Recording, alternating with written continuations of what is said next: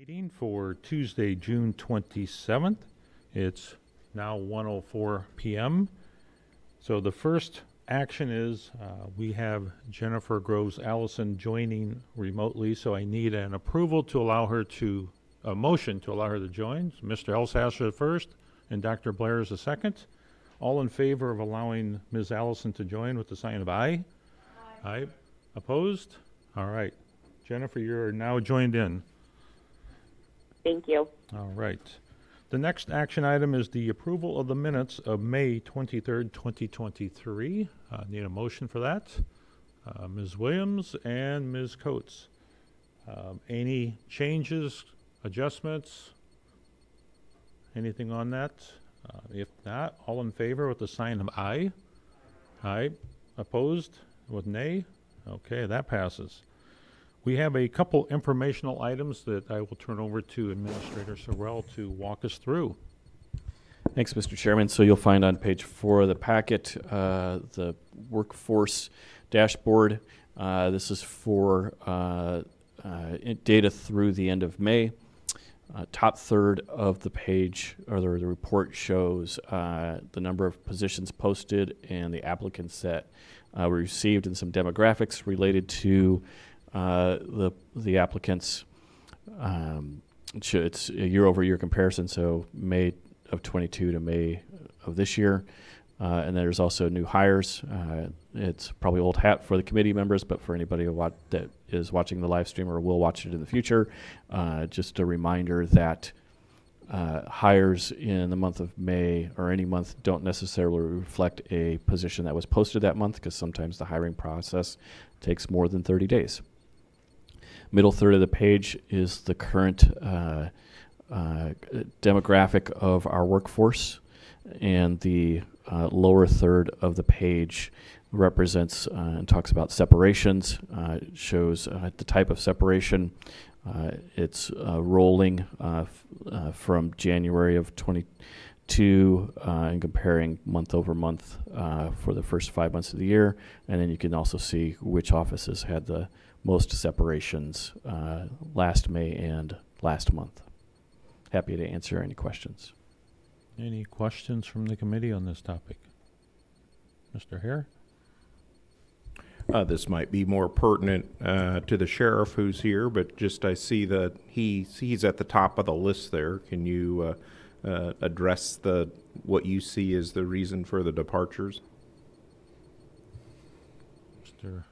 Sheriff Watkins, I don't think it's on. I can hear you.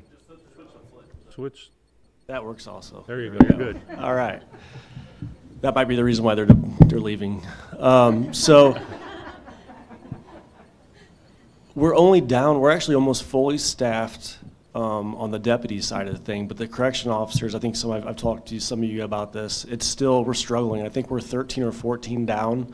When I took over, we were 20. So I mean, we're not to that level, but we're still at crisis level right now. So we have had some detainees that have had some severe mental health problems in the last 6 months, where we've done 24/7 one-on-one observations with them.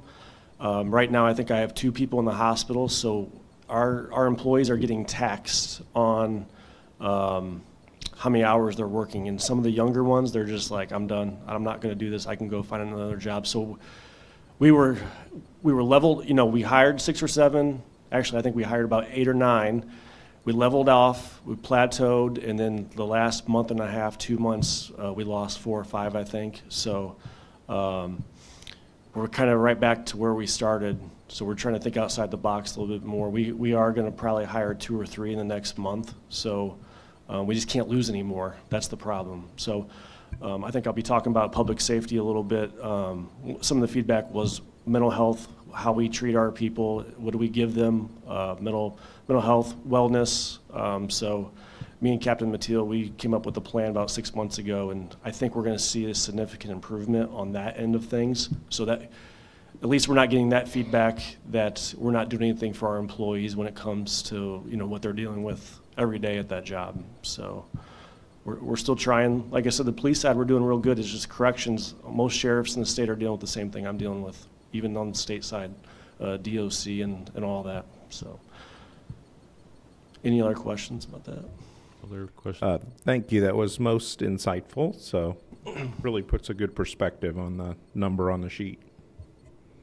Yeah, no, I think it's good information and knowledge for us to have as an operations committee. Ms. Daly is a non-committee member, a board member. I just have a quick question. Are these people who have mental illness, are they waiting to be determined to be fit to stand trial? Some are, some, I think I have two right now who have been sentenced for a while. I think I lost one yesterday, where they've been sentenced by a judge to DHS, and DHS refuses to take them. I know we've talked about this in the past. It's gotten better, but we're still sitting on some that have been here for 4 or 5 months that have the judge already ordered to go to DHS, and DHS won't take them. So I don't have the exact number in front of me, what we're holding on right now. But also we're running into when some people are fit for trial. Even my mental health people that work in the jail, they respectfully disagree sometimes that they might not be fit for trial or whatever, but then they get continued, because usually it's a serious charge. So now they're getting continued 2 or 3 years. And I understand the courts have to do that, right? It's the process. But what does that do for my staff? They have to deal with these people for 2 or 3 years while they're waiting trial. They're going back and forth. They might be mentally, cleared for a couple months, and then they get reassessed, and now they're not cleared. So, I mean, it's just this, it's the struggle of mental health. And my jail population now has creeped up to almost 350 as of Monday, which is the highest since I've been sheriff. So we're starting to see the population creep up too. So that's what we're dealing with. Is there a possibility that you could provide, without identifying the inmate, the time at which they were referred to DHS and how much time it took for them to actually provide the services? Yes, I usually request that about every 2 months from our sergeant that's in charge of that, Okay, yes. good. If you could forward that to me, I Yeah. would appreciate it. Thank you. Okay. Thank you. Any other questions from the committee members? Mr. Phelan? I was just curious. It's been a little while since we've seen Mr. Allen, and I was wondering if it would be appropriate to ask him to maybe speak to what work he's doing. He's made mention to retention and a talent attraction, and I just wondered if any of this data is reflective to his work. So at present, we're making revisions to the DEI plan that was presented to executive committee because as things are structured in the board's rules, the DEI function reports to exec, and then once those revisions are made to reflect the feedback we received at a prior executive committee meeting, then we'll start to see reporting, and that'll go to executive committee, but we'll be able to share it with this committee as well. Okay. Any other questions from the committee on the workforce dashboard? If not, we'll move to the next report. Right. Next up is the vacancy snapshot. This is again for June, so it's going to be through the end of May. If you just look at the bottom line numbers, which is budgeted positions versus currently vacant positions, organization wide, we're running a vacancy rate of 10.75% as of when this snapshot was taken, which is a little bit higher, or actually is probably pretty consistent with where it was the previous snapshot of the prior month. So happy to answer any questions that are on this page. Because this was the new report. We saw it last month. We asked Angela to put it back together again for this month, kind of start seeing some trends. I think it's very valuable data for us to understand how each department is doing, where they stand against their plan. But with that, I'll open it up to any of the committee members for other thoughts, insight, guidance that we may want to adjust or change in the future reports.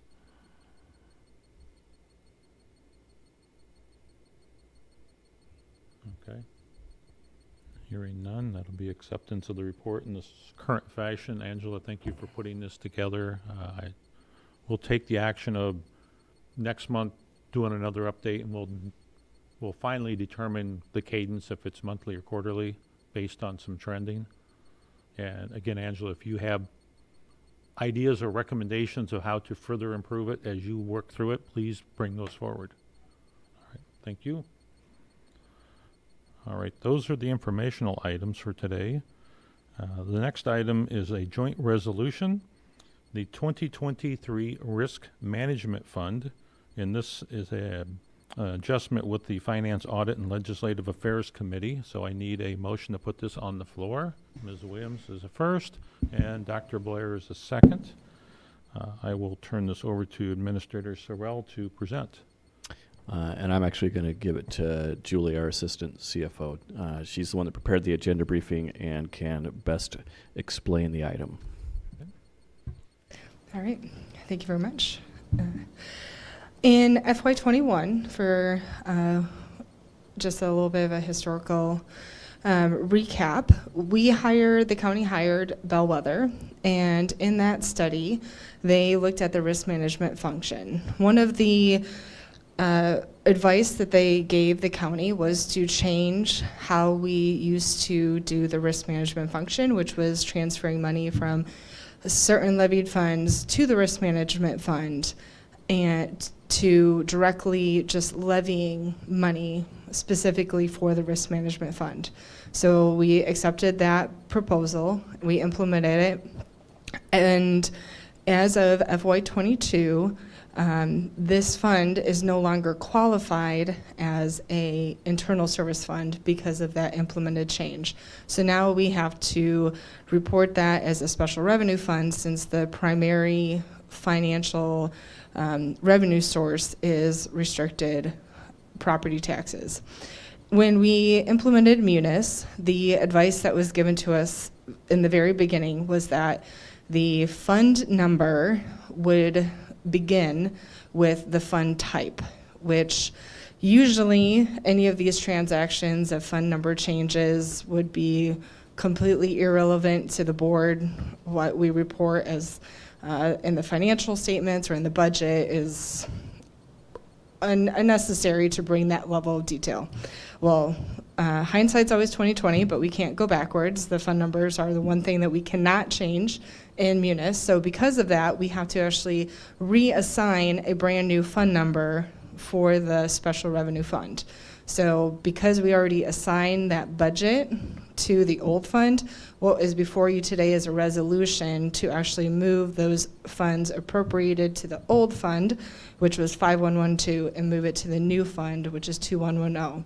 So nothing else changes, it's just the fund number is changing and the activity is now in the new fund, but we have to ask for your approval and then subsequently the board approval to do the action.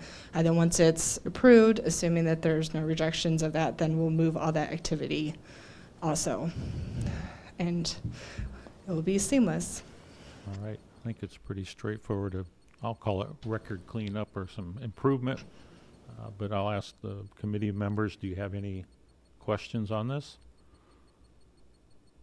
Seems pretty straightforward, so we'll ask for a vote. All in favor with the sign of aye? Aye. Those opposed with a Aye. nay? Oh, thank you. So we have a unanimous ayes on that.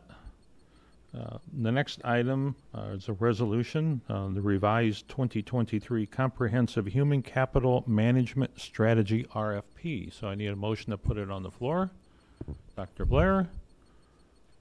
Need a second so we can have a discussion. All right, Nate Hare is a second. So I'll turn this over to Administrator Sorrell for a review. As a reminder, we did discuss this last month in a discussion phase. So there's been a few changes. Mr. Sorrell will present those, and then we'll ask for questions. Mr. Sorrell?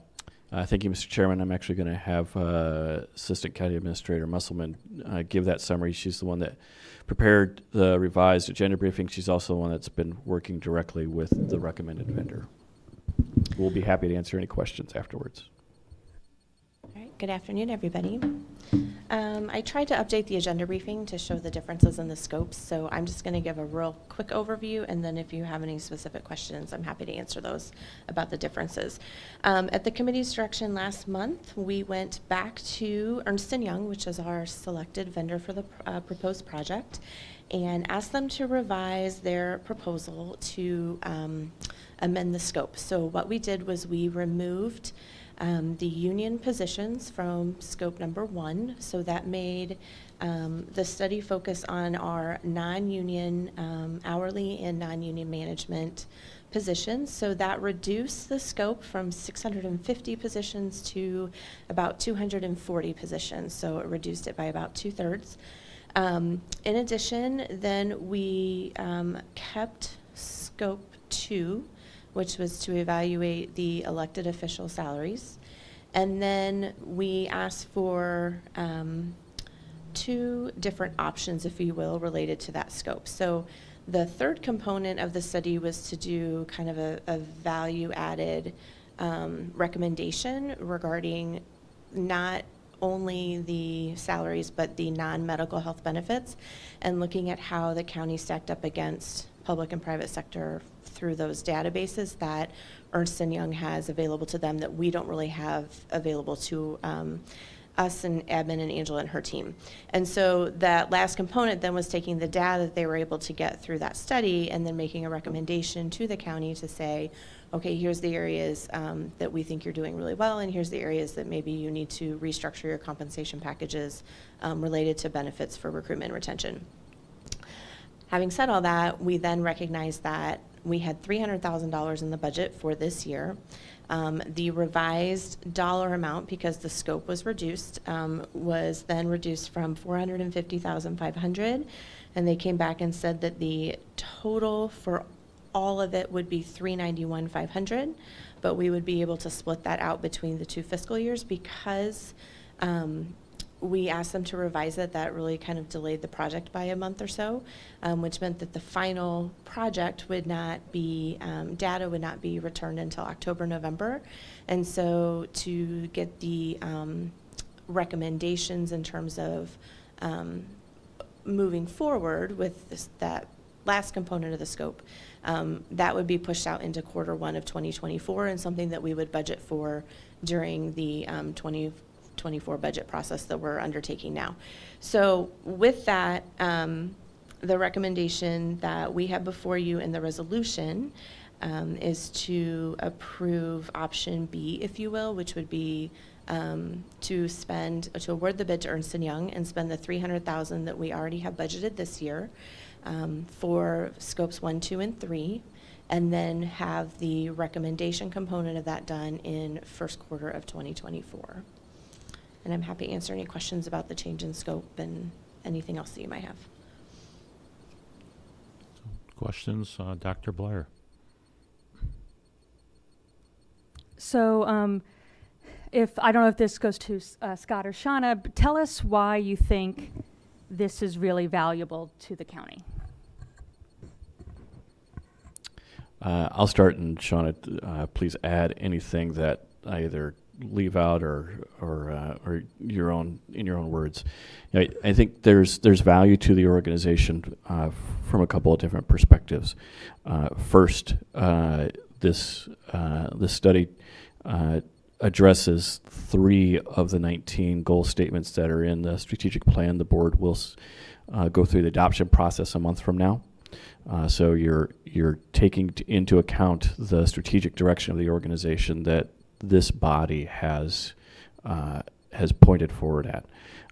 Second, as it relates specifically to the countywide elected officials, it gives us the critical path information that Member Renault and Member Daly have been talking about for a good 2.5 years since they were chair and vice chair of this committee in the prior iteration of it. And so that's a critical piece factor for making in the future a data-driven decision about the 4 countywide elected positions that the board still sets salaries for.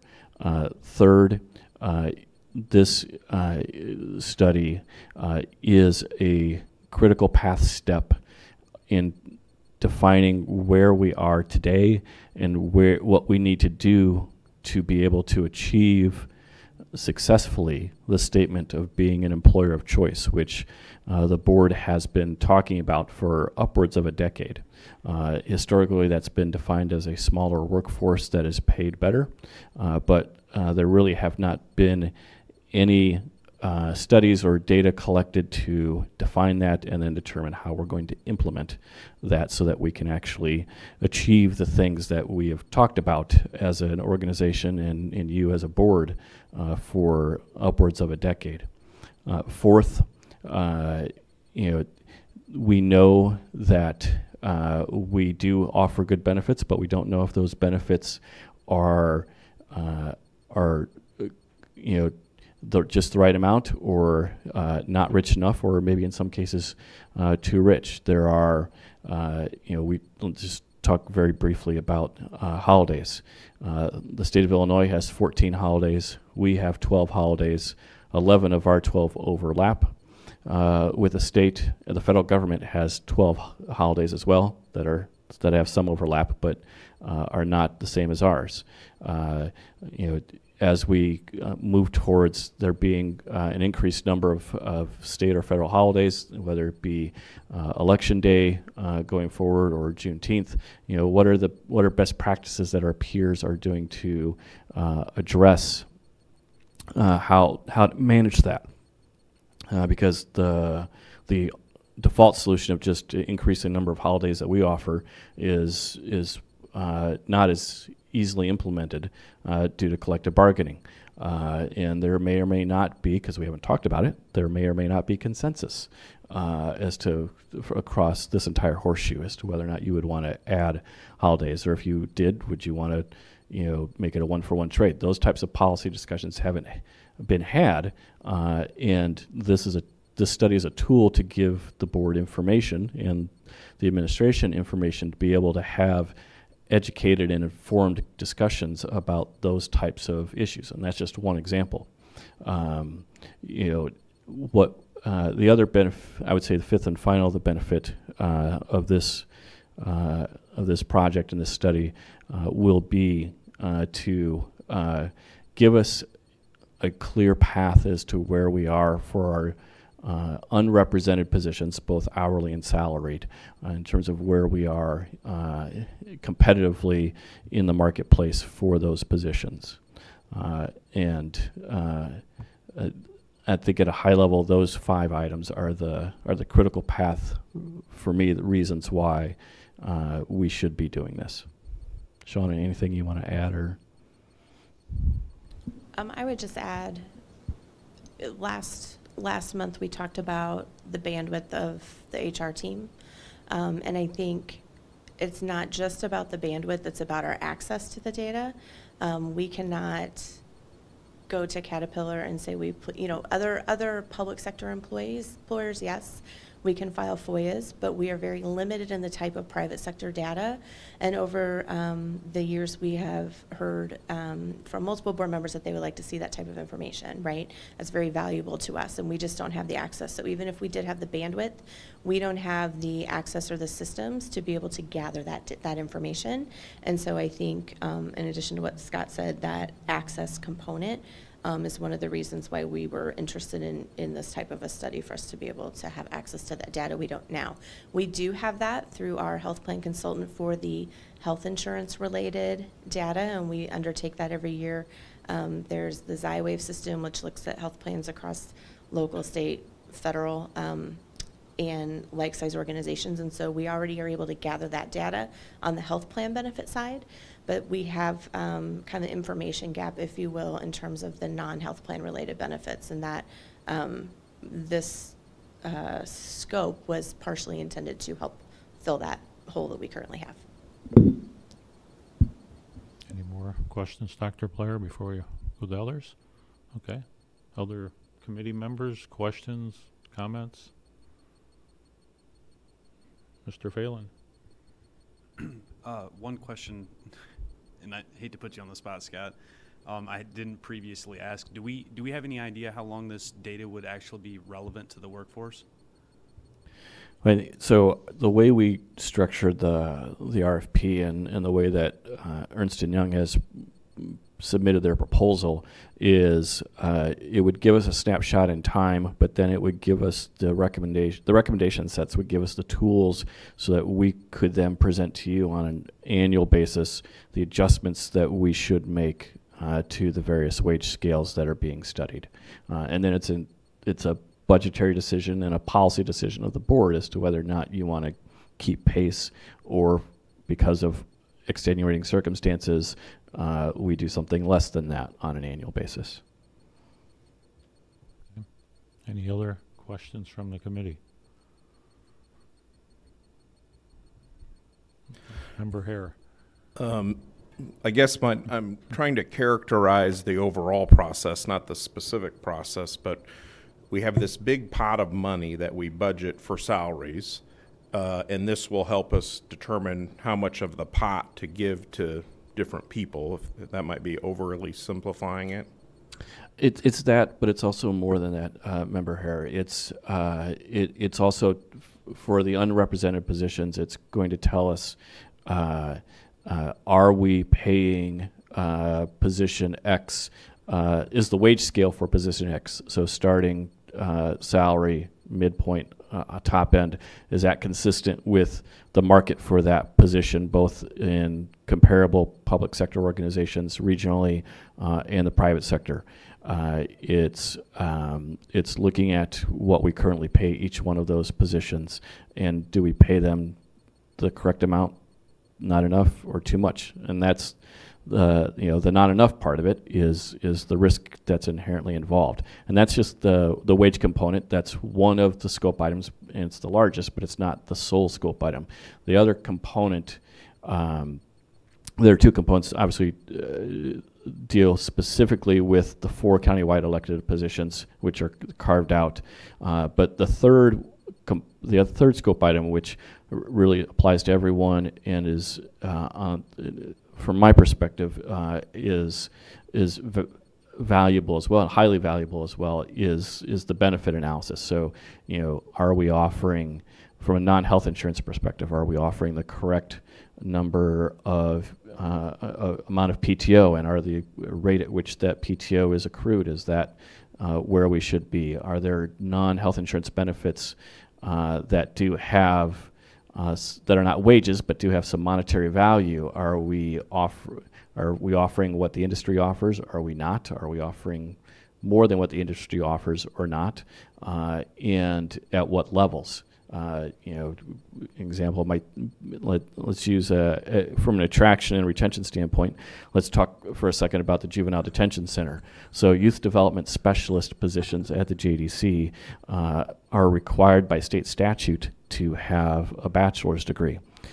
We currently have special dispensation from the Administrative Office of the Illinois Courts to hire folks into that position with an associate's degree, with the caveat that over a certain period of time, and I believe it's 5 years, but don't hold me to that, but approximately 5 years, that employee, that team member, has to go back and get their bachelor's degree. We already have pre-existing, before we got that special dispensation, a tuition reimbursement program. That tuition reimbursement program requires you as the team member or the employee to register for that before you register for the class. You have to report to us what your grades are, and then depending on what your grade is, depends on how much you get reimbursed. And then you have to stay on with us for a certain amount of time or pay that back if you separate. Is the way we do tuition reimbursement the most efficient way, B, the industry standard, and or are there better ways that we can do tuition reimbursement? So that's just one example from the benefits piece that we would want the study to look at and to give recommendations on. So yes, it's salaries in terms of, are we paying each and every individual team member the correct amount? Yes, it's are our wage scales, so what we hire in each and every position, non-union position, is that where it should be? But it's also these benefit considerations as well, which for people entering the workforce today, salary and wages are important, but these other quality of life benefits, the non-health insurance benefits, are increasingly important to the folks that are entering the workforce today. So we've got to be mindful and cognizant of those as well. Any other questions from committee members or non-committee and board members here? Okay. There's a tactical action that we have to, there's an option, as Shauna said, an option A, which was the original do it all in 2023 budget, which is a $391,500, which requires a budget amendment. And option B is to split it into two budget years, put the $300,000 into the 2023 budget year, which that budget was already allocated. And then the balance would have to be budgeted into the 2024. So the first option requires a budget amendment, which is a 2/3 majority. The second option requires a simple majority to approve the recommendation to go forward. So I guess I'd like to get a direction of A or B for the purpose of a vote. Ms. Williams? Thank you, Mr. Chairman. A couple of things. I can't get over the price. I just can't. That and the fact that we only had one bidder really has made me reach the conclusion that I'm going to be a no vote. Okay. Appreciate your comments. Any, Dr. Blair, input on A or B or any other comments? Let me first say I'd prefer B. I think it's so close to the end of the year that we're going to get this data that it seems appropriate then to do the scope item number 4 in 2024. So that would be my comfort level is doing the B one. I have other comments related to it. May I do them Yes. now? As Scott said, this is one of our strategic goals is to attract and retain good talent. And that means that we should invest we should put resources towards those goals. That's why we have a strategic plan. Ernst & Young is a very large, reputable firm. And I think one of the reasons we didn't get many other bidders is because this is very difficult data to get. And because of that, it's expensive data to get. Getting this information from private firms requires a large firm that's already working with these private companies. And so it's not surprising that Ernst & Young is the only one. As Scott mentioned, the attractiveness to me for this is not necessarily salary, because salary, once a person has a job, is not a motivator. It's these other pieces, these benefits not related to healthcare. And so other ones to think about is remote working and holidays that maybe we can have different ones, religious holidays, depending on a person's religion, might want to be varied as some examples to those. And I think finally, the reason I support this is that our administration is telling us that if we want to hit this strategic goal of being an employer of choice, attracting and retaining talent, this is the kind of information we're going to need. So I will be a yes for this. Okay, thank you for your input. I guess the question A or B is still kind of the question that I want to, so we at least have a decision which option we're voting on. So, Mr. Phelan? Thank you.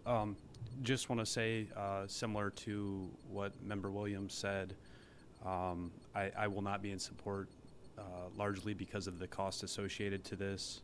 I do appreciate the work and I understand the need. The cost is my largest hang up here. So, Okay. Appreciate your comments. Member Hare? Thank you.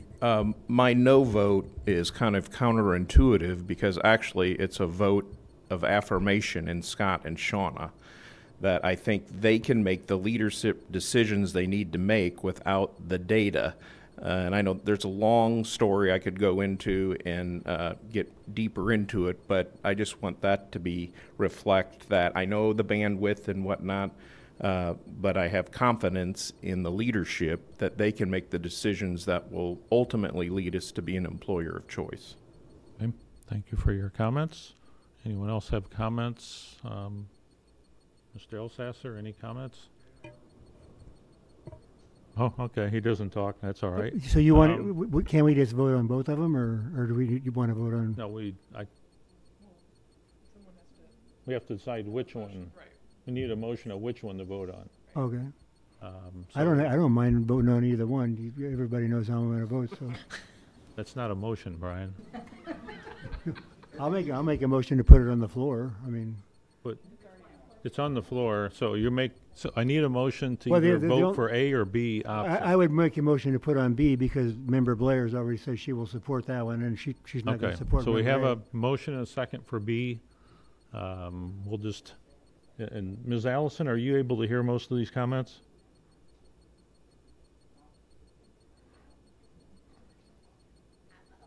Jennifer? I can really only hear, yes, I can really only hear Scott, but I'm hearing bits and pieces. Okay, apologize for that. So we have a motion on the floor.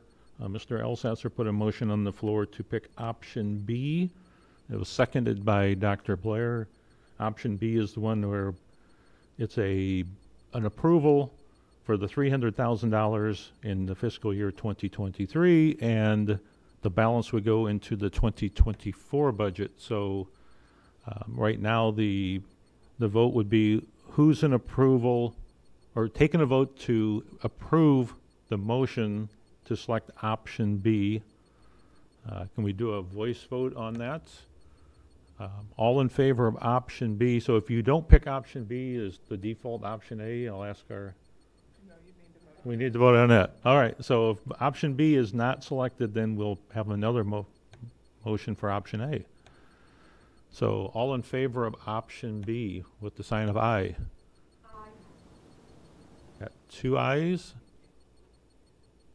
Can you do a clarify? roll We're call. actually voting on the option Option that on we're- which to vote Yeah, on. we're not voting on approving the resolution. We're voting on the option. Jennifer Allison, left.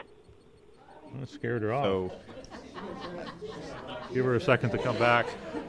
So I'm going to do a That was roll call option vote. C. Is that- yeah, can we get some clarification? No, we were trying to select which option. Is that the appropriate way, or? I mean, it's one or the other or neither, so I think you're gonna vote on both. Option A. Right, Scott? I mean, you're gonna vote on B. If it fails, you'll vote on A. If it fails, then the whole thing It's done. is done. Yeah, Okay. correct. All right. Yeah. So does everyone understand Jenny's statement on, so, yeah, make sure it's in the record, so. So right now you're voting, Mr. Elsasser put on to the table option B. Everyone will vote on option B. If that fails, you'll vote on option A. If that fails, it's over. Or otherwise, if one of them passes, that's your option you're going with. So it's the you're voting on the entire resolution, option B of the resolution. Say that. How it's paid for, and and approving the resolution. Yeah, that's option B, but we are going to vote on the approval of the resolution to hire the consulting firm to do the work, with option B being how we pay for it. So if both get voted down, you're not doing this work. Okay. Right. Ms. Allison is back. I don't know, make sure you understand what we have up for a vote. I can repeat it again. So we had a motion to select option B, which is pay $300,000 this year and the balance next year. And if that gets voted and approved, that means we approved the entire resolution to hire the consulting firm with that option. If that option doesn't get approved, then we can go back and look at option A and take another vote for option A. Is that clear with everybody? I know I'm churning it. Member Allison, are you okay with that understanding? Jennifer Groves Allison. Left. Guess not. All right. So I'm gonna, should I do a roll call vote just so we're, okay. I'm gonna do a roll call vote on approving this resolution with option B. And I'll start this, we'll just go around the room. So Mr. Elsasser, nay, okay. Williams, Blair, Bryant, that's an aye for Bryant. Coates, okay, nay. Hare, Phelan, Ms. Allison's not back, okay, and I'm also a nay. So we've got two ayes, and 7 nays, 8. Yes. 6 nays. Yeah, and we have one if Miss Allison comes back on, otherwise. Okay. I was a nay. Okay.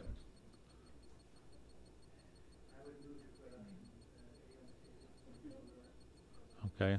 Motion for option A by Mr. Elsasser and Ms. Williams with a second. So we understand we're voting on option A to approve this using, and that takes a two-thirds majority vote for option A because we're doing a budget amendment. It's a simple majority at the committee. It's a super majority for the full board. For the full board. All right, thanks for the clarification. All right, so we clear with this one? All right, start around Mr. Elsasser. Ms. Williams. Ms. Blair. Ms. Bryant. Ms. Coates. Mr. Hare. Mr. Phelan. Ms. Allison's still off. Okay, and I'm a nay. So same number of votes. So this does not pass. So with that, we will move forward on our agenda. We have several other items that we need to tend to. Thank you everyone for the details around this. The next one's a committee action review of executive session minutes. So I'll turn this to Jenny to read the script. What do you mean? The script, you're good at this. I don't, it's different every time. I do, after a few times. It's a recommendation of the state's attorney's office that all previously held minutes continue to be held because the need for confidentiality still exists, but to destroy the executive session minutes that are more than 2 years old, except for those that relate to pending litigation. Need a motion. Mr. Elsasser, the motion for the, and Mr. Phelan is the second. All in favor of the motion that was provided with the sign of aye? Aye. Those opposed with the nay? Okay, that passes. Thank you. Public comment. I think we do have someone here for public comment, so have her come up and provide public comment. She can, where's the best place, Jenny? Can you do it at the table or up here in this mic? Okay. Jennifer Groves Allison. Joined. Okay.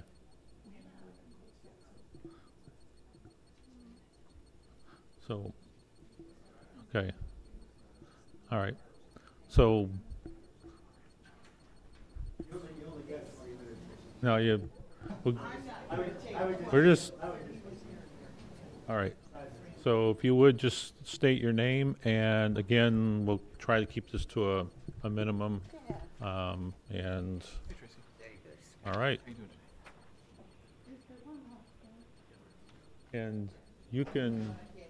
My name is Tracy Fox. I live at 15215. She needs a mic. Hold on, Tracy. We need to, is that mic? That one, no, it should be there. Can we, hold on, Tracy. We'll come back. We'll turn this one on. We just need it so we have this recorded on. So you can grab the mic and move it to a better spot. or handhold it. Okay, either way. hi. My name's Tracy Fox. I live at 15215 North Ivy Lake Road in Chillicothe in Representative Elsasser's district. I'm here today to speak on behalf of Central Illinois Healthy Community Alliance, and we are asking this committee to recommend the inclusion of the Wolf Carbon Solutions pipeline route on the county GIS page. I've got here the information about Wolf's recent filing with the Illinois Commerce Commission, and that's the organization that they need to get permission to build the pipeline from. Underneath, and if you want to look it up yourself, you can go to icc.illinois.gov, and I've got the docket number on there for you. And there's not a lot of detail there. The map that they filed is reproduced for you. It doesn't give us a lot of detail to understand how it might impact natural areas, how it might impact neighborhoods, how it might impact churches, businesses, creek crossings, access for EMS. Really not a lot of data to go on at all. And I've got an example at the bottom of the mess of landowner information that they've presented. Again, not real impressive spreadsheet work there for a company that's going to build an engineering marvel and keep us all safe. I pulled out some of the data on the backside. You can see we need a better map. Now, I parsed out the individual addresses and plotted them on Google Earth, and maybe that's how we'll have to move forward in trying to assess that situation. But I think it would be a much better solution for you to talk to your fabulous GIS professionals, ask them to take down the spreadsheets off the ICC site, and build a layer on Peoria County GIS so that you as decision makers, so that other bodies that rely on the county for data can pull up a layer that shows all of the impacted landowners, and then they can take a look for themselves about what's going on in Limestone Township, what's going on in the rural county up by Brimfield, what's going on at the river crossing down in Mapleton. That way we have a level playing field for everyone in the county to have good, accurate information. They're not relying on something that an advocate like me hands them with no pedigree behind it, and they're not relying on the nonsensical mesh of information that Wolf Carbon has provided to the ICC. I believe Peoria County landowners deserve to know if they're in the path of the pipeline. We don't have a way to cross-check the addresses that they've provided to see if they even make sense, frankly. You know, these examples here show what is targeted for Hannah City and what's targeted for the south side of Brimfield. And those aren't rural areas with big dispersed parcels. Those are neighborhoods. I'm familiar with both of those towns. You know, and that's little neighborhoods where people live. And I think we need to be aware of that and looking into that as the thing moves forward. Another thing I noticed on the list of addresses, and I'm going to be following up with Scott to figure out who would be responsible for this part of it, is that Peoria County, in fact, is going to be one of the notified landowners. I'm suspecting it's for the properties owned out at Hannah City, but I think I'll probably be back to this operations committee, but maybe not, to talk about whether or not Peoria County would want to participate in the pipeline. And finally, at the bottom, I just want to remind you that these people don't care about us. They don't even take the time to figure out who we are or where we're located. In their filing, and you can look at Exhibit 5, page 10, you can see that they miss the fact that they're going through Brimfield, and they place Mapleton and Bartonville down in Macon County. They aren't taking the time to look at where our EMS people are. They aren't taking the time to look at our parks and natural areas, and they aren't taking the time to look where people live, worship, play, work. They are interested in jamming a pipeline through, and I think we need to make sure that everyone in Peoria County is informed of what's going on, and that we use our excellent GMS mapping to provide it in a non-adversarial way that just provides everyone information without commentary, because that's something I can't do. I'm always going to have a little commentary. I'm just built that way. So thanks so much for your time. All right. Thank you. Oh, and Anyone if else? anybody had any questions, that was kind of a lot. We don't normally field questions Oh, during okay. public No comment. problem. but You're thank welcome you to for- contact me. My information is on the bottom. I take texts, I take email, and I pick up my phone. So thanks. Right, all right. Anyone else for public comments? Okay. We will now move into, actually, I'm gonna flip it. I'm gonna do miscellaneous first before we move to executive session. So do we have any miscellaneous topics from the board committee members? Seeing nothing on miscellaneous, I need a motion to move to executive session for pending litigation and labor relations. Mr. Phelan's the first, and Ms. Coates is the second. All in favor of moving to executive session with the sign of aye. Aye. Those opposed with a nay. All right. We will give it a minute here to move to executive session, and